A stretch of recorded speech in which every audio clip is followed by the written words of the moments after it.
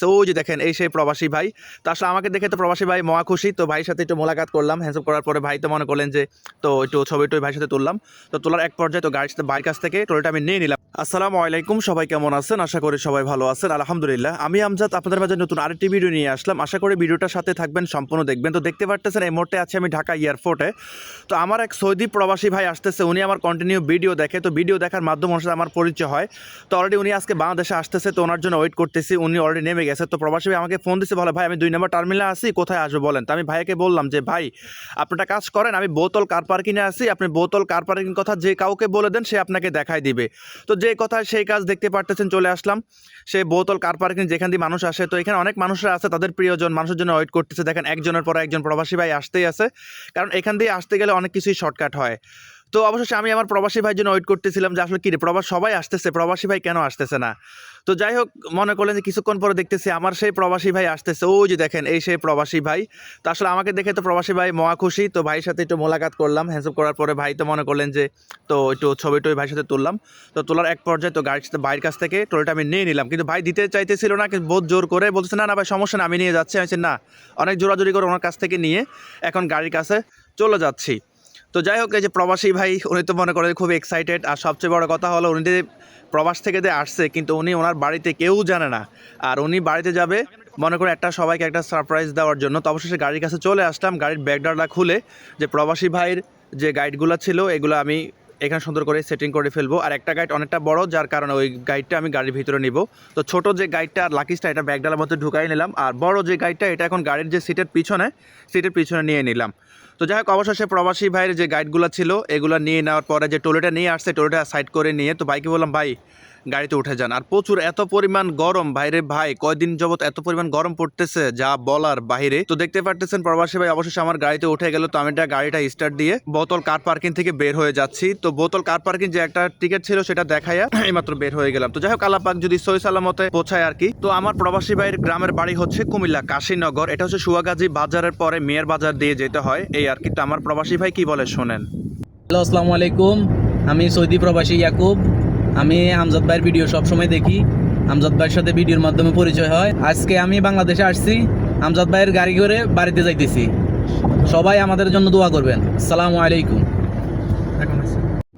তো একটা বিষয় আপনাদেরকে না বললে নয়, আমার যে প্রবাসী ভাই উনি দীর্ঘদিন পরে আসছে, কিন্তু বাড়িতে কেউ জানে না যে উনি আসছে। কিন্তু বাড়িতে সবাই জানে উনি আসবে, কিন্তু কবে আসবে সেটা কিন্তু জানে না।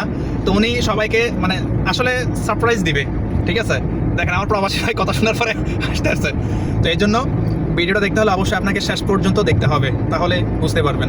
তো অবশেষে দেখতে পারতেছেন যাত্রাবাড়ি ফ্লাইওভার থেকে নামতেছি। তো ঢাকা শহর পার হয়ে চলে আসছি। আজকে যেহেতু সরকারি বন্ধ, যার কারণে ঢাকা শহর অনেকটাই ফ্রি ছিল। এয়ারপোর্ট থেকে যাত্রাবাড়ি টুলে ফ্লাইওভার পার হয়ে টুলে আসতে অনলি 25 মিনিট লাগছে।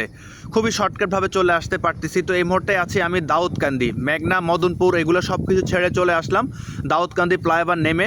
প্রায় এখন আপনার হাইওয়ের মধ্যে খুব 100তে 100 গাড়ি টানা শুরু করলাম, কারণ যেহেতু রাস্তা অনেকটাই ফ্রি ছিল। অ্যাকচুয়ালি রোড যখন ফ্রি থাকে তখন কোনো গাড়িকে সাইড দিতে ইচ্ছা করে না। আমার সামনে একটা মোটরসাইকেল দেখেন, এটা আমার আগে আগে চলতেছে, এত পরিমাণ হর্ন দিচ্ছি, কোনো প্রকারের সাইড দিচ্ছিল না, মানে খুবই পাগলামি করতেছিল। কিন্তু ওরা মোটরসাইকেল ঠিকই চালায়, কিন্তু মাথার মধ্যে কোনো হেলমেট নাই, আল্লাহ নাও করুক। মানে যে কোনো মুহূর্তে একটা দুর্ঘটনা ঘটে যেতে পারে। মানে ওদের মাথায় কোনো প্রকারের হেলমেট নাই, কিন্তু ওরা বাসের সাথে পাল্লা দিয়ে চলতেছে। কিন্তু বাসের যে একটা বাতাস, ওরা বাতাসটা সহ্য করতে পারবে? তো কি আর বলবো ওদের কথা। তো অবশ্যই চলে আসলাম আমাদের কুমিল্লা পদ্মার বাজার বিশ্ব রোড। দেখতে পারতেছেন মাগরিবের পর আসলে রাত হলে যায় হওয়ার কি। তো আমারও খিদা লাগছে, আমার প্রবাসী ভাইয়ের অনেক বেশি খিদা লাগছে। তো আমাদের কুমিল্লা আকর্ষণীয় একটা রেস্টুরেন্ট এক নামে সবাই চিনে, সন্ধ্যা হোটেল। এটার বাংলাদেশের অনেক জায়গায় যে কোনো মানুষ আসুক না কেন, কিন্তু এখানে বসে। এখানে গরুর মাংসটা অনেক সুস্বাদু হয়। এখানে গরু মাংস, আলু ভর্তা, ডাল, বিশেষ করে এই জিনিসটা খাওয়ার জন্য এখানে সবাই ব্রেক দেয়। তো আমরাও ফ্রেশ হয়ে খাবার জন্য অর্ডার দিলাম। তো খাবার আসতে একটু দেরি হইতে আছে, দেরি হওয়ার কারণও আছে। তো আমি খুব আকর্ষণীয় একটা সালাদের অর্ডার দিয়েছিলাম। সেই সালাদটা হচ্ছে পেঁয়াজের সালাদ। সেটা এখন দেখতে পাবেন এই যে আমাদের খাবার চলে আসছে। এই যে আমার সামনে যে পেঁয়াজের সালাদটা আছে, এটা অ্যাকচুয়ালি সবাইকে দেয় না, যারা জানে তারাই দেয়। তো অবশেষে আমাদের সেই কাঙ্ক্ষিত গরু মাংসের কালারটা দেখছেন, গরু মাংস চলে আসছে। তো আমরা খাওয়া দাওয়া শুরু করে দিলাম এক পর্যায়ে। তো এখানে যে ওয়েটার আসছিল, তো ওই ওয়েটার ভাই রাতে ফোনটা ধরা দিলাম, ভাই একটু ভিডিও করেন। তো অবশেষে আমাদের খাবার দাবার শেষ। তো খাবার দাবার শেষ হওয়ার পরে আমরা এখন উঠে চলে যাচ্ছি। তো আমার প্রবাসী ভাই বাইরে চলে আসছে। তো অবশেষে গাড়ির কাছে চলে আসলাম। তো এখন গাড়িটা স্টার্ট দিয়ে বাস আমাদের এখান থেকে প্রবাসী ভাইয়ের বাড়িতে যেতে সর্বোচ্চ না হলে আর 1 ঘন্টাই লাগবে, যেহেতু আমরা যাব কাশীনগর। তো মাঝে দিয়ে আপনাদের সাথে একটা কথা বলি, আপনারা আমার সাথে যারা যোগাযোগ করতে চান, বিশেষ করে প্রবাসী ভাইদের দৃষ্টি আকর্ষণ করি, আপনারা আমার সাথে ইনবক্সের মাধ্যমে যোগাযোগ করতে পারেন। ইনশাল্লাহ যথেষ্ট পরিমাণে আপনাদের সাথে যোগাযোগ করার চেষ্টা আমি করব। তো আলহামদুলিল্লাহ অবশ্যই সেই প্রবাসী ভাইয়ের বাড়ির কাছাকাছি চলে আসলাম। তো আল্লাহ পাকের কাছে লাখো কোটি শুকরিয়া, সৌদি আরব প্রবাসী ভাইকে ঢাকা এয়ারপোর্ট থেকে নিয়ে তার গ্রামের বাড়িতে চলে আসলাম।